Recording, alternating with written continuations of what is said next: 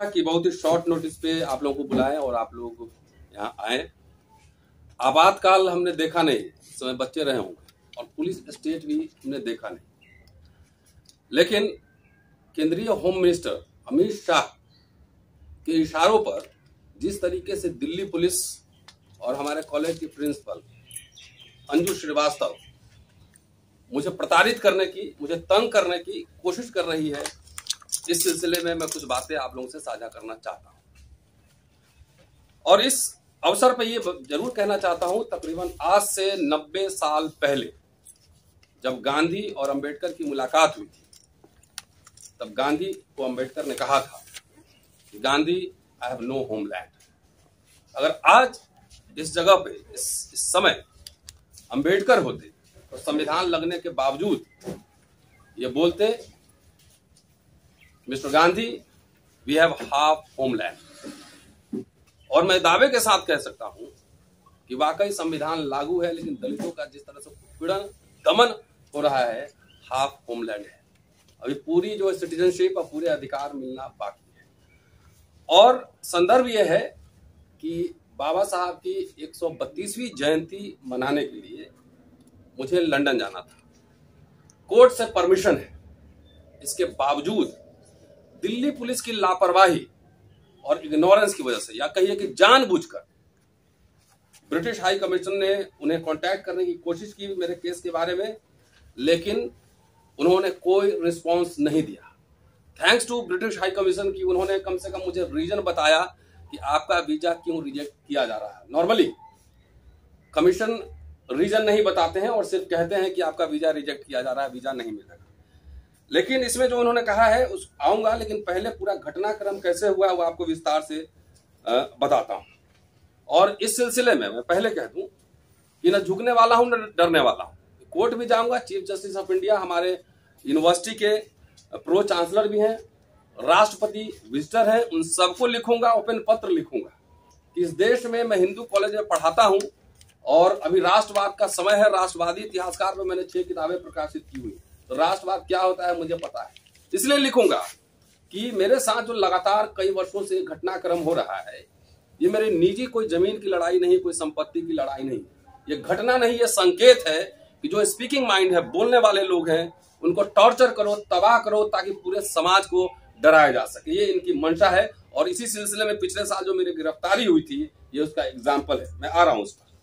सबसे पहले बताता हूं और इसमें कैसे यूनिवर्सिटी प्रशासन, कॉलेज प्रशासन कैसे छल कर रहा है, कैसे तंग करने की कोशिश कर रहा है, वो भी विस्तार से आपको बताने वाला हूं। 6 फरवरी को अंबेडकर इंटरनेशनल मिशन से मुझे एक इन्विटेशन आता है और वो चिट्ठी जो है ब्रिटिश हाई कमीशन को भी लिखा गया था, जिसमें लिखा गया था कि बाबा साहब के 132वीं जयंती पर लंदन में 14 मई को प्रोग्राम होना है, इसलिए 20 दिन के लिए वो लोग मुझे बुला रहे थे कि इंग्लैंड में कई जगह पे कार्यक्रम वो आयोजित करने वाले थे और डिफरेंट सिटीज में जाकर मुझे छात्रों को भी संबोधित करना था, आम लोगों को भी संबोधित करना था। ये इनविटेशन मुझे उस समय मिला। ये किस तारीख को? 6 फरवरी को। अब देखिए, मैंने प्रिंसिपल को 7 तारीख को, नेक्स्ट डे, मैंने उनको चिट्ठी लिखी कि मुझे एनओसी दिया जाए, मुझे यूके जाना है, बाबा साहब जयंती में मुझे वहां लेक्चर देना है। और प्रिंसिपल जो है 1 महीना तक, जबकि एनओसी लिखने में सिर्फ 4 लाइन लिखना होता है, the college has no objection for his visit to United Kingdom, ये लिखना था। 1 महीना इसने टाइम लगाया। और मैं जब मैंने एप्लीकेशन लिखा था, उसमें लिखा था वीजा पर्पसेस के लिए, एनओसी के लिए, जो प्रिंसिपल को लिखा था कि this is also to inform you that I did my doctoral thesis on Kashi Prasad Jaiswal, the making of a nationalist historian, and published several books related to my research. Kashi Prasad Jaiswal studied in the Oxford University between 1906 to 1910 and obtained several degrees. During my stay in UK, I will also try to explore some research material for my future research. कि काशी प्रसाद जायसवाल, जिसपे मेरी thesis है, किताबें छापी हैं, वो Oxford में पढ़े थे और मैं जा रहा हूं वहां, कुछ रिसर्च मटेरियल भी लाऊंगा और अपने रिसर्च को आगे बढ़ाऊंगा। ये एकेडमिक इंस्टीट्यूशन को दे रहा हूं, जरा सोचिए, मैं विस्तार से बताने वाला। इसके बाद 1 महीने बाद प्रिंसिपल मेरे पास एनओसी आता है और एनओसी दिलचस्प है और ये बताना, खुल के बताना, ये सब बात जरूरी है। उन्होंने पहले लिखा कि भाई the college has no objection, लेकिन दूसरा पैराग्राफ आप लोग फोकस करके देख लीजिए, इसमें क्या लिखा हुआ है। दूसरा पैराग्राफ देख लीजिए, ये 1 पेज का एनओसी मिला है और उसमें जो दूसरा पैराग्राफ है वो इंटरेस्टिंग है। वो लिख रही हैं कि it may not be out of place to mention that as per the information provided by additional DCP 1 north Delhi vide letter number 5830/SO additional DCP 1 north district dated 1/12/22 FIR number so and so कि 153A और 295A में मेरे खिलाफ FIR दर्ज हुआ है and Ratan Lal was arrested on 20/5/2022। Thereafter he was produced before learned MM on same day 20/5/22। ये गलत है, 21/5 को वहां पे आए थे। Where he was released on court bail। At present the said case is pending investigation। ये 1 महीने बाद आप सब जो वो तो विदेश जाती होंगी और जितने यूनिवर्सिटी अथॉरिटीज हैं जाते होंगे, 1 महीने बाद ये जिस कॉरेस्पॉन्डेंस की बात कर रही है दिल्ली पुलिस से, अगर मेरे बारे में कोई कॉरेस्पॉन्डेंस हो रहा है दिल्ली पुलिस से चाहे किसी से भी, कानून की मर्यादा ये कहता है कि उसके बारे में हमें सूचना होनी चाहिए। क्या कॉरेस्पॉन्डेंस, एक फाइल, एक copy to the person concern मुझे मिलना चाहिए, लेकिन प्रिंसिपल ने उसकी कोई चिट्ठी मुझे नहीं दी। हमारे एडवोकेट साहब आ गए, आज बैठी। कोई कॉरेस्पॉन्डेंस दिल्ली पुलिस के साथ क्या कॉरेस्पॉन्डेंस हुआ, इन्होंने दिल्ली पुलिस को क्या लिखा, दिल्ली पुलिस ने क्या जवाब दिया, इसकी कोई कॉपी हमारे पास प्रिंसिपल ने नहीं भेजा। ठीक है, तो ये आप इंटेंशन है कि मैं एनओसी भी दे रही हूं लेकिन आपका वीजा रिजेक्ट हो जाए। अब प्रिंसिपल और दिल्ली पुलिस के बीच जो साठगांठ है वो भी आपको बताने वाला हूं। वीजा के लिए मैंने अप्लाई कर दिया और कानूनन जब वीजा के लिए अप्लाई करते हैं और FIR आपके अंडर है, आपके ऊपर है, तो कोर्ट से ट्रैवल परमिशन लेना पड़ता है। हमने हमारे लर्नेड लॉयर मुकेश जी बैठे हुए हैं, इनके थ्रू हमने जो है एप्लीकेशन लगाया कोर्ट में, और कोर्ट में जो Delhi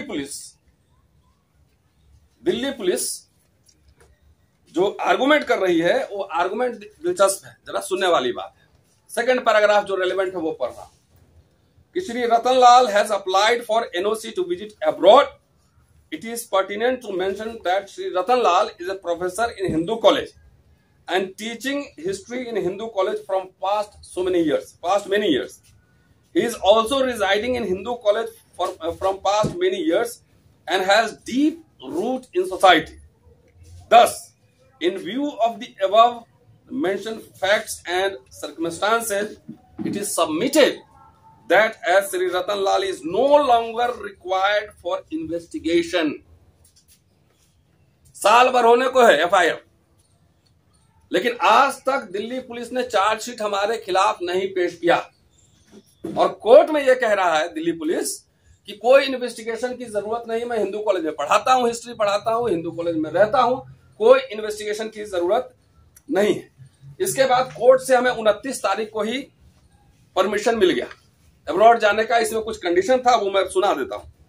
considering the facts and circumstances of the case and reason mention in the application, the present application is allowed. Accordingly, permission is granted to accused Ratan Lal to visit United Kingdom between 10/5/23 to 30/5/23.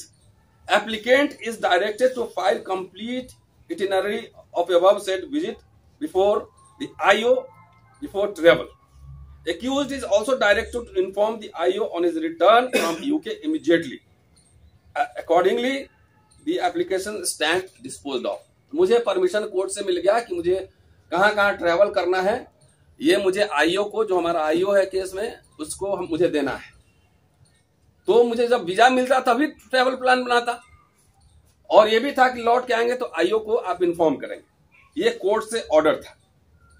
अब देखिए, अब जो main बात है, जो खेल है, इसीलिए मैं आरोप लगा रहा हूं कि अमित शाह होम मिनिस्टर के इशारे पर जितने सोचने समझने वाले दलित समुदाय के लोग हैं, या आदिवासी समुदाय के लोग हैं, या पिछड़े समुदाय के लोग हैं, उनके ऊपर अथॉरिटीज डिफरेंट तरीके से दबाव डालती है, उनको केस करती है, उसको हर तरीके से प्रताड़ित करती है। अब जब मेरे पास वीजा ऑफिस से जो लेटर आया, वो लेटर दिलचस्प है।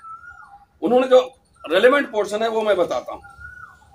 You have stated that you have been arrested in May 2020, 22 होना चाहिए था लेकिन 2020 लिखा हुआ है, under section 153A/295A IPC for online posting and you were released within 24 hours.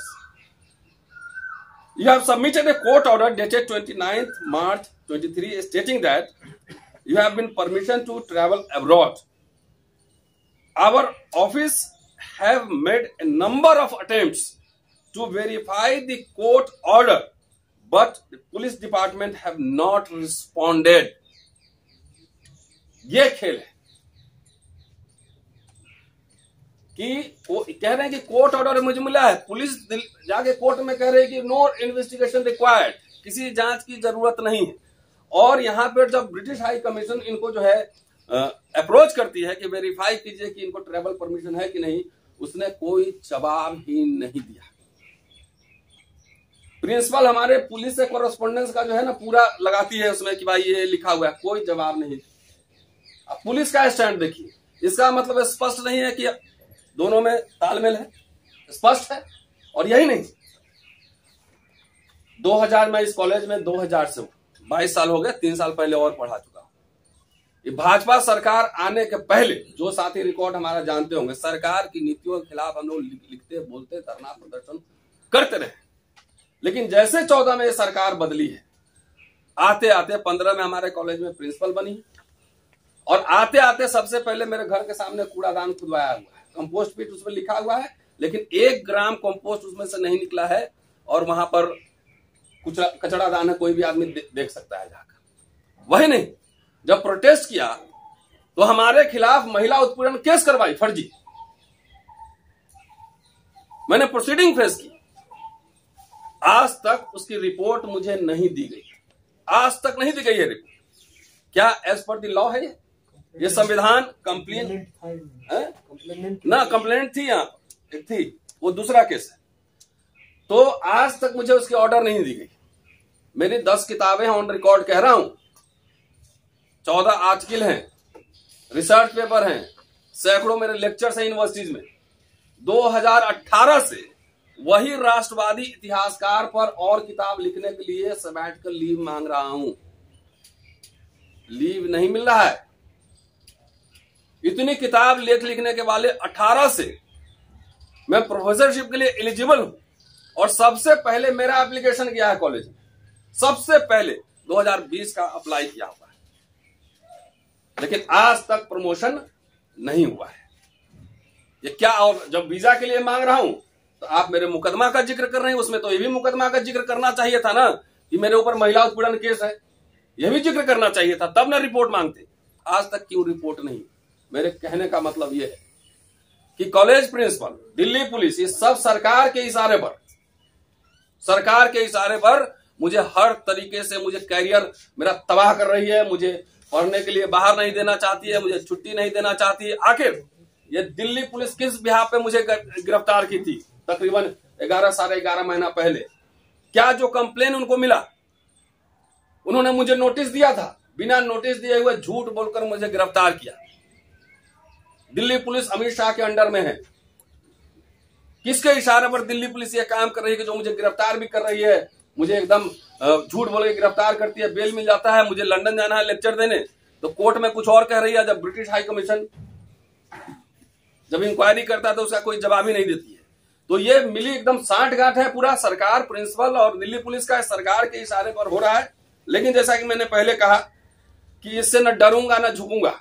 अगर इतनी सर्वशक्तिशाली सरकार है तो मुझे फांसी पे लटकवा दे, फिर गिरफ्तार करवाए, या मुझे नौकरी बर्खास्त कर दे, खत्म कर दे।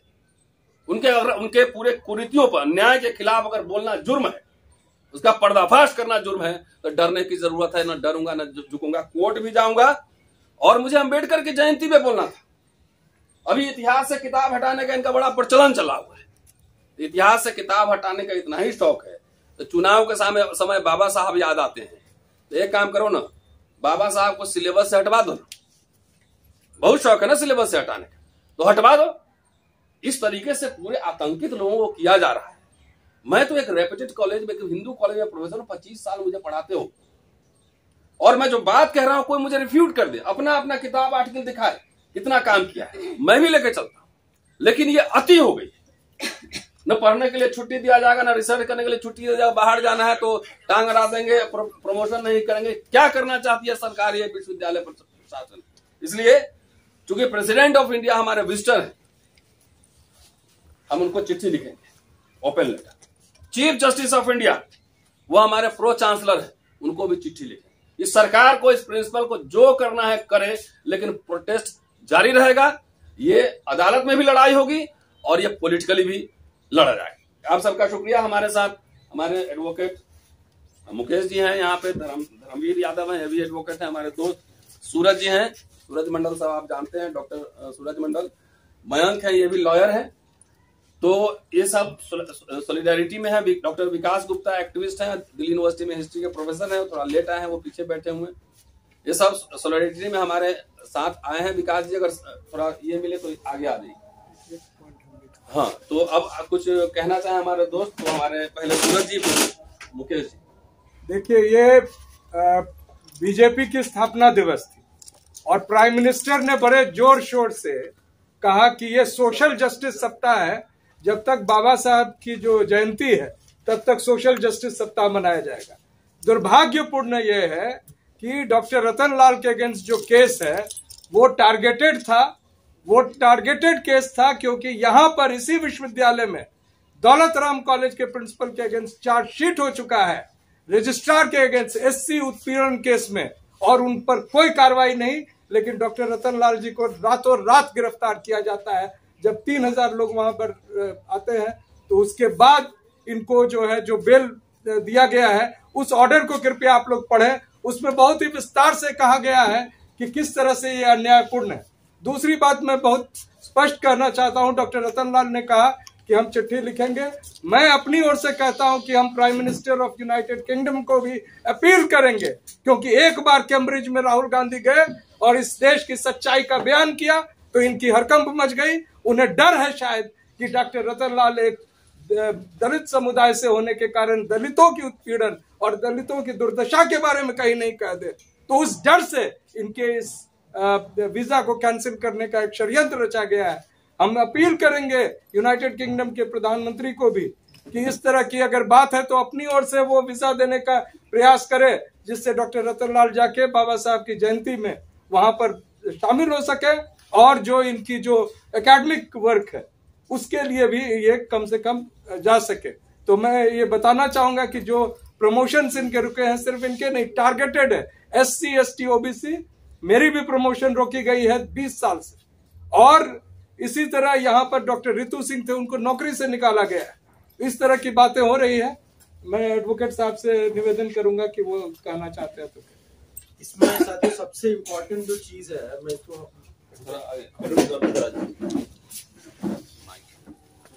ठीक, होपफुली आप लोग सुन पा रहे होंगे। तो इसमें जो सबसे पर्टिनेंट पॉइंट है जो मेंशन करना चाहूंगा, इसमें लिखा है कि as we are unable to verify your permission to travel, I am not satisfied that your reason for visiting the UK are as stated. इसमें जो परमिशन कोर्ट से मिली है ये पुलिस वेरीफाई नहीं कर पाएगी। तो अभी जैसा डॉक्टर साहब बता रहे थे कि कैम्ब्रिज में गए राहुल गांधी और वहां पे कुछ बोल दिया तो इन लोगों ने पूरा संसद चलने नहीं दिया, पूरा एक सत्र बर्बाद कर दिया, बोला कि माफी मांगो माफी मांगो। तो 100 करोड़ से ज्यादा हिंदुस्तानी हिंदुस्तान की इफिशियंसी को स्टैब्लिश करने के लिए दिनों रात काम कर रहे हैं। तो ये जो इनएफिशिएंसी जाएगी एक फॉरेन इंस्टीट्यूशन में कि मल्टीपल इंटीमेशन के बाद भी कोई वेरिफिकेशन नहीं हो पाया वहां से कि कोर्ट ऑर्डर्स हैं कि नहीं है, तो इसके लिए माफी कौन मांगेगा? और हम सब जानते हैं कि दिल्ली पुलिस किसके अंडर है, तो क्या माफी मांगेंगे सदन में या पूरे देश से? उसके बाद एक और भी बहुत वैलिड पॉइंट है कि क्यों विजिट ये क्यों थी, ये प्रपोज विजिट क्यों थी? ये प्रपोज विजिट थी, हम सब जानते हैं कि डॉक्टर रतन लाल इस देश में एक अथॉरिटी अम्बेडकर के ऊपर, तो अम्बेडकर के विचारों के बारे में पूरी दुनिया को पता चलता, जो उनके बारे में जानते हैं वो बताते जाके वहां पे। तो हम देखते हैं अम्बेडकर जयंती पे या और सब मौकों पे सब फूल माला तो चढ़ाते हैं, अप्रोप्रिएशन करते हैं भगत सिंह का, अम्बेडकर का, लेकिन बहुत बड़ी रिजर्वेशन है यहाँ पे कि उनके विचारों को लोग नहीं जाने। तो इस पे ध्यान देने की जरूरत है कि फूल चढ़ा रहे हैं या सही में अम्बेडकर के बारे में बता रहे हैं, ये एक बहुत बड़ा खतरा है। जो तीसरी इंपॉर्टेंट पॉइंट है कि ऑपोजिशन के साथ सरकारें लड़ती रही हैं हमेशा, लेकिन सिविल सोसाइटी को हमेशा ये एज मिला है कि फ्रीडम ऑफ स्पीच और एक्सप्रेशन उसका प्रोटेक्टेड रहा है।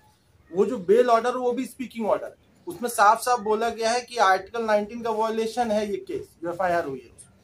तो आप ये देखिए कि अगर सिविल सोसाइटी को भी ऑपोजिशन की तरह टारगेट किया जाएगा तो फिर लोकल स्टैंडिंग कौन क्लियर करेगा कि सोसाइटी में सरकार सही है, ऑपोजिशन सही है। तो ये सिविल सोसाइटी पे डायरेक्ट हमला है, तो ये राजनीति नहीं हो रही है, राजनीति को खत्म करने की एक साजिश हो रही है। बस इतना ही कहना है मुझे, और बाकी सर आगे बताएंगे।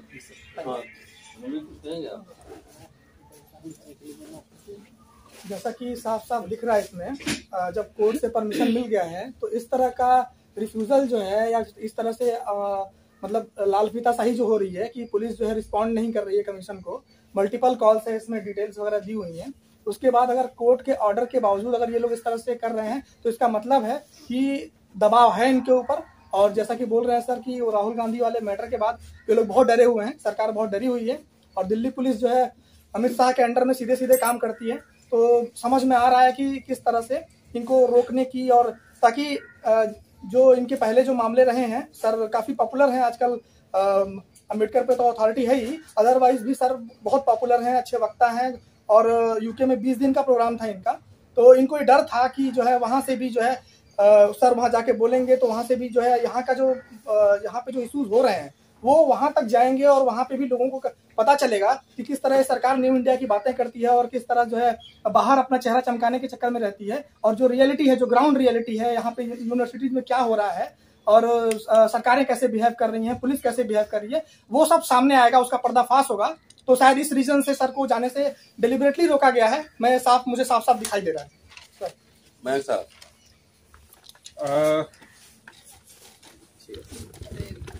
पूरा केस ही शुरुआत से मैनिफेस्टेड आर्बिट्रेरीनेस का एक केस बनता है।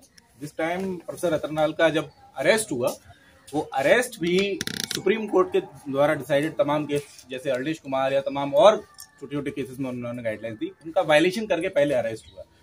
तो दिल्ली पुलिस न सिर्फ डॉक्टर रतनलाल को टारगेट कर रही है, बल्कि ये जुडिशरी को भी डिमीन करने का काम कर रही है। उसको भी एक तरह से अवमानना की कैटेगरी में आना चाहिए। एक स्पीकिंग ऑर्डर आया है, जुडिशियल ऑर्डर आया है, जुडिशियल ऑर्डर से ज्यादा जुडिशियल ऑर्डर का प्रिजम्पशन इतना हाई होता है कि उसके लिए आपको कोई प्रूफ देने की जरूरत नहीं। जुडिशियल ऑर्डर अपने आप में एक अथॉरिटी होती है।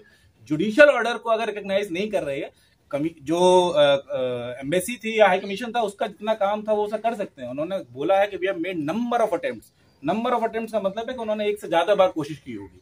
और इतना एम्बेसी की तरफ से अगर कोई भी करस्पॉन्डेंस होता है, उसको कोई भी डिपार्टमेंट होगा, कोई भी महकमा होगा, उसको बहुत ही सीरियसली लिया जाता है, फर्स्ट प्रायोरिटी पे लिया जाता है। अगर उस पर नहीं किया जाता है तो ये साफ साफ केस दिख रहा है, ये डेलिबरेटेडली टारगेटिंग है। और इस तरह की टारगेटिंग हम लोग अगर प्रोफेसर साहब तैयार रहेंगे तो उसको कोर्ट में भी चैलेंज करेंगे और हर तरह के फोरम पे करेंगे। और दिल्ली पुलिस को या कोई भी, जहां तक ये आवाज पहुंच रही हो, कोई भी महकमा हो, कम से कम लोगों की बात नहीं समझ सकते हैं, उनको इज्जत नहीं कर सकते हैं, कम से कम कोर्ट को तो छोड़ दीजिए, कोर्ट के ऑर्डर को कम से कम आप रिस्पेक्ट दीजिए। तो इसके खिलाफ जैसा कि प्रोफेसर साहब आगे डिसाइड करेंगे, हम लोग कोर्ट में जाएंगे और कोर्ट से ही, और ये होगा, आगे होगा। चंद्रभान प्रसाद जी हैं, दलित आइडियोलॉग हैं, थोड़ा आगे आ जाइए, थोड़ा आगे आइए, ले लीजिए पूरा। मुझे तो आपके सॉलिडरिटी में यहाँ आया हूँ जी, और आप तो सारी चीजें बता दिए हैं, तो मुझे क्या बताना, बस यही कहना चाहूंगा कि सिविलाइजेशनली जो हिंदू ट्रेडिशन है उसमें एक समुद्र मंथन हुआ था। समुद्र मंथन से अमृत निकली थी और विष निकला था। जो हिंदू कॉन्शियसनेस में अमृत का एसोसिएशन श्रवण समाज से है, विष का एसोसिएशन हमारे एंसेस्टर्स राक्षसों के साथ है। तो अब तो सरकार ने ओपनली कह दिया है कि यह अमृत काल है, यानी सवर्ण समाज का शासन अब भारत में चल रहा है। ये गवर्नमेंट का ओपन डिक्लेरेशन है। और आप हिंदू सिविलाइजेशन को और ठीक से पढ़ें तो उसमें 7 समुद्र पार की यात्रा वर्जित है। बहुत पहले से ही ग्लोबलाइजेशन से फियर है हिंदू सिविलाइजेशन को कि हमारी बातें बाहर के लोगों को पता न चले कि किस तरह का समाज हमने बना के रखा है। और प्रोफेसर रतन लाल आज दलित समाज में ग्लोबल आइकन हैं।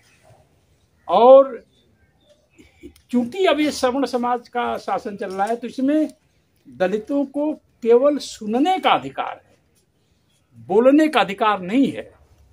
तो ये it is a genetic question, it has got into genetics of upper caste consciousness कि दलित जो है उसे बोलना नहीं है और फॉरेन सोल पर जाकर के पता नहीं क्या क्या हमारे ये भेद उजागर कर देंगे।